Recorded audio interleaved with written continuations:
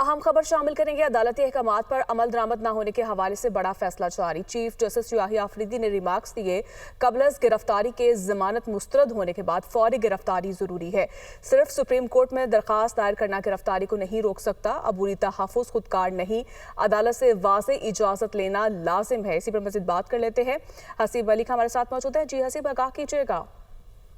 देखिए, ये chief justice Yahya Afridi की जानिब से 4 सफ़हात पर मुश्तमिल तहरीरी फैसला जारी किया गया है। बेसिकली ये अदालती अहकामात पर अमल दरामद न होने के हवाले से ये बड़ा फैसला है जो कि जारी किया गया है। और फैसले में कहा गया है कि कब्ल गिरफ्तारी जमानत मुस्तरद होने के बाद फौरी गिरफ्तारी जो है वो जरूरी है। और सिर्फ सुप्रीम कोर्ट में दरखास्त दायर करना गिरफ्तारी को नहीं रोक सकता।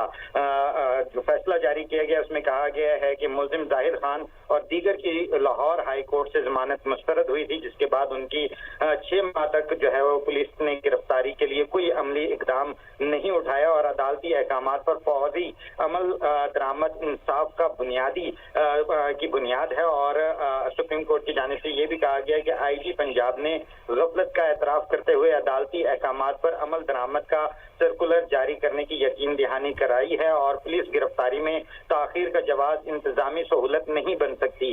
4 सफ़हात पर यह मुश्तमिल फैसला है जिसमें यह भी कहा गया है कि गैर कानूनी ताखीर से निज़ाम इंसाफ और अवाम का एतमाद मजरूह होता है। और अपील ज़ेरे अल्तवा हो तो भी गिरफ्तारी से बचाव मुमकिन नहीं है। और जब तक कोई हुक्म जारी ना हो किसी अदालत की जानिब से, तो जमानत कबल गिरफ्तारी की दरखास्त मुस्तरद होने के बाद मुल्जिम का गिरफ्तार होना लाजमी करार दिया गया है।